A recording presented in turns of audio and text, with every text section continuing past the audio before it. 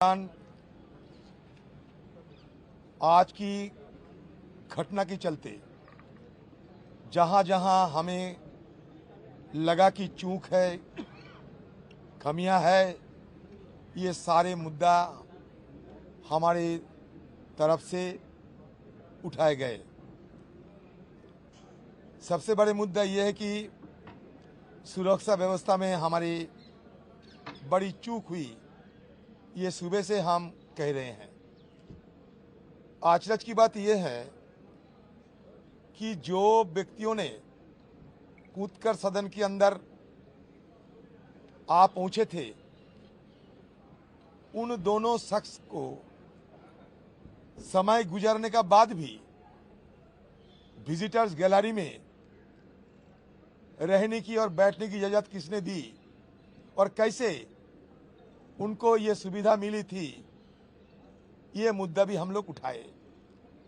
हम लोग ये मुद्दा उठाए कि 2001 साल में इसी सदन में जब आतंकवादी ने हमला बोला था, उस समय हमारे बाहर की सिक्योरिटी फोर्सेस और इसके साथ साथ निहत थे, जो हमारे वॉच एंड वार्ड, जिसको हम पार्लियामेंट की सुरक्षा कर्मी बताते हैं, चैम्बर की अंदर, चैम्बर की बाहर, सब मिलकर ये वो हमला को रुके थे, जिसके चलते आज उनको शहादत को यादगार में सुबह ही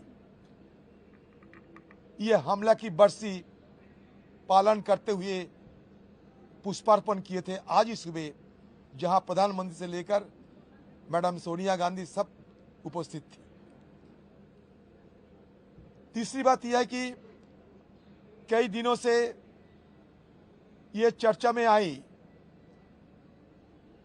कि कोई आतंकवादी संगठन सदन में हमला करेगी, और वो भी 13 दिसंबर को।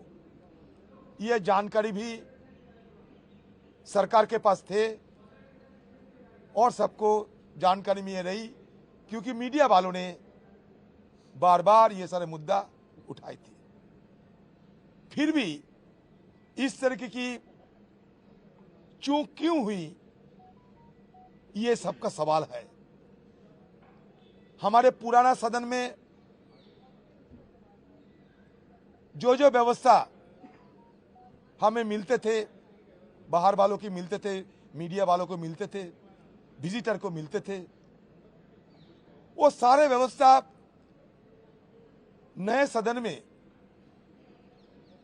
चालू करते समय गहन अध्ययन नहीं किए गए थे।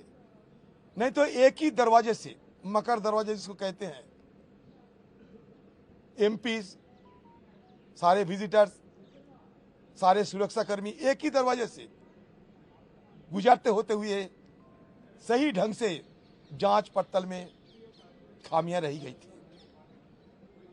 दिल्ली पुलिस बाहर वाले सुरक्षा देखते हैं, अंदर में पार्लियामेंट की सुरक्षा दूसरे पार्लियामेंट की सुरक्षा कर्मियों ने देखते हैं, जहां लगभग रिक्त पदों 150 से ज्यादा रिक्त पद अभी भी फिलअप करना बाकी है।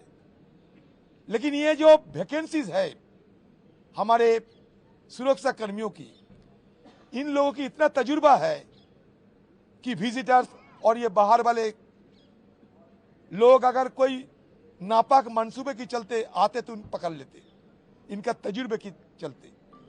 तो वहां इतने रिक्त पद पड़े हुए हैं जिनको शायद नया सदन चालू करने समय ध्यान नहीं दिया गया था।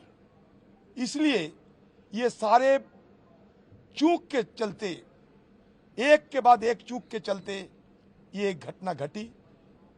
और दिल्ली पुलिस, हम जानते हैं सब कि हमारे गृह मंत्रालय के अंदर ये दिल्ली पुलिस होते हैं, अंदर की पुलिस सुरक्षा सारे स्पीकर साहब देखते हैं। ये तालमेल में जरूर कहीं कोई गफलत हुई होगी, तो इसके मतलब इसके ऊपर गहन तरीके से जांच पड़ताल हो, यही हमारी तरफ से कहे गए थे।